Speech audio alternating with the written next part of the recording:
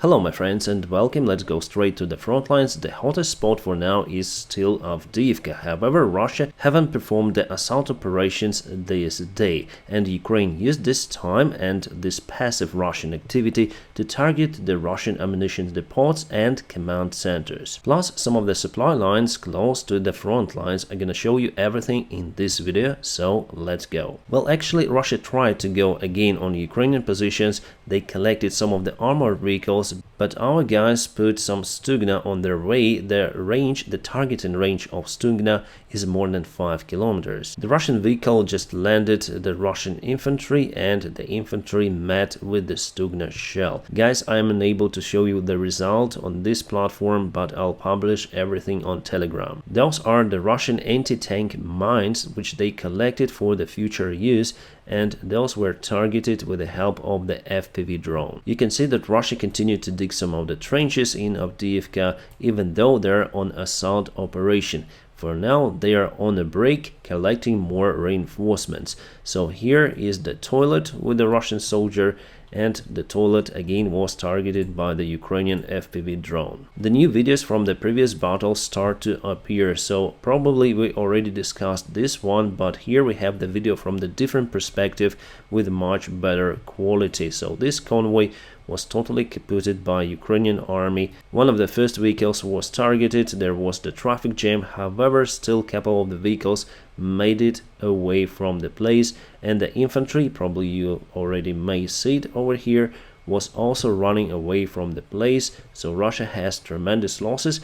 That is why they're not using the armored vehicles or tanks any longer in Avdiivka. They just sent meat, the infantry, to get the positions of Ukrainian army with the backup by their artillery. So it is more or less effective, because for our guys it's harder to spot the split group, the small group of the Russian soldiers, than the long convoy with the Russian armored vehicles and tank. Ukraine continued to use the ATACMS missile, so here is a very wonderful launch from the HIMARS system, and just after ATACMS probably they fired the standard GMLRS or something like that missile. Yeah, definitely it's much smaller than ATACMS. Here we have the video from the camera just on the top.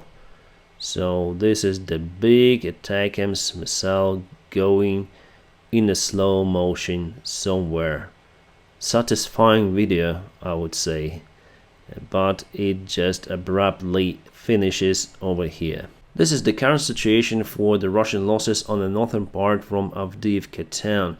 You may see that it's the old front line, and Russia moved a little bit, but they lost lots of the armored vehicles, and all of those were registered over here based on the images. We have the names, we have everything, lots of the losses. Still, this front line for Russia is not stable, but they're building some defense not far away from this railway, maybe somewhere over here, the intermediate point which they might use to target the Ukrainian army after a while. About the southern front lines, we have the update from the Institute of the War Researches that Ukraine moved and secured positions near to Antonovsky Bridge, and also in Krinky, partially taking this small village. So the strategy is to try to encircle the Russian army, cutting their supplies, and after that I believe that there will be the big landing operation on the other shore. Otherwise, I don't know why to conduct this landing operation. Well, maybe to disturb the Russian forces,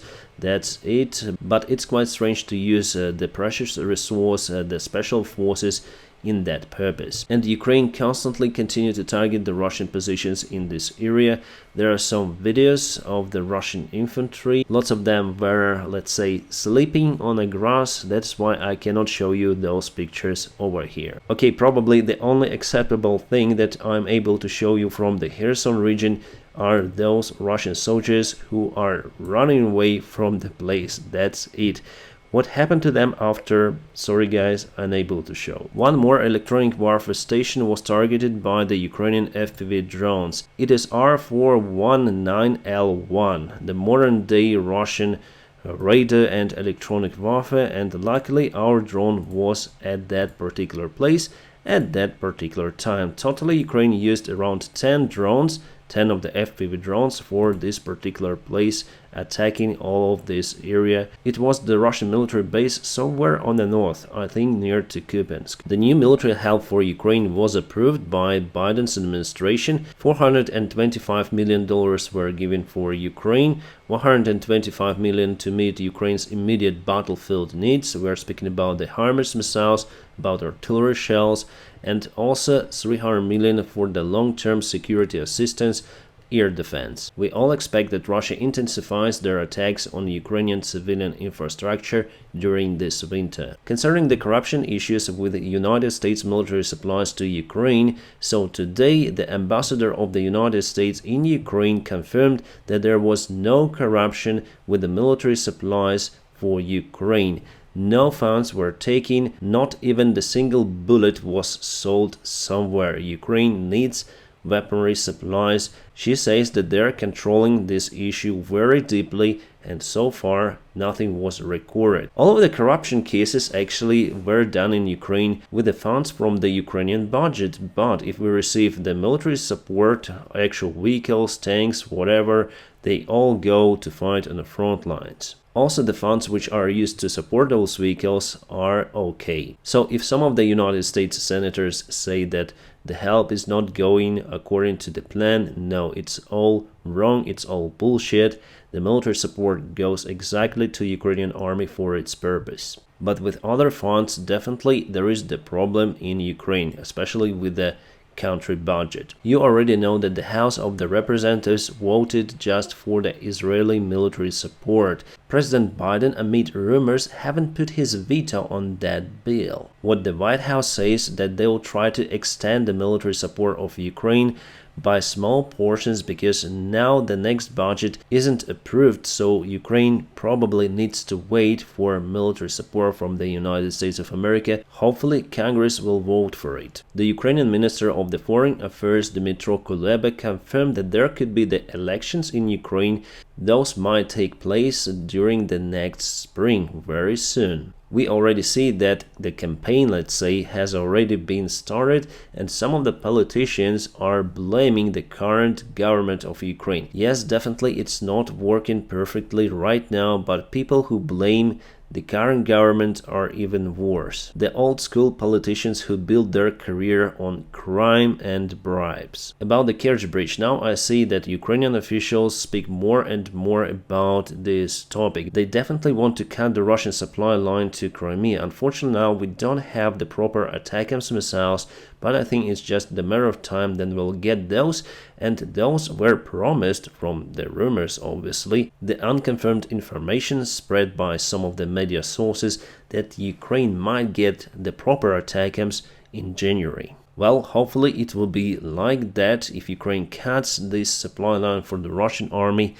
they will be in trouble. One of the German generals, Herr Freydig, who is also responsible for a Ukrainian question in the German Defense Ministry, said that Germany plans to supply military equipment to Ukraine till the end of this decade, so till 2030. Oh, sorry, I'm wrong, till 2032. So they are planning this war to continue for 8 more years, totally 10, and I would agree that it is the long-term conflict.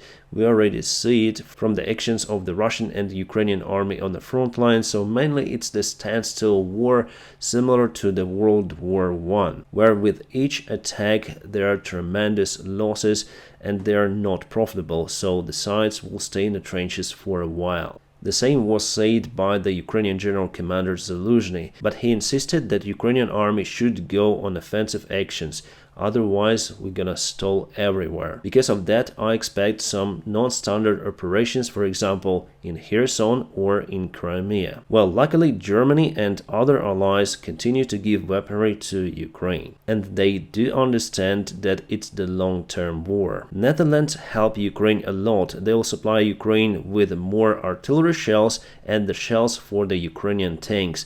Totally, those shells cost €500 million. Wow, that's very expensive. Yesterday, Russia attacked the civilian infrastructure in many of the Ukrainian cities. Unfortunately, For example, this happened in Kharkiv. Also, the explosions were reported on the western side of Ukraine and also in Odessa. Yet Russia is not using their cruise missiles, they keep them for the winter time.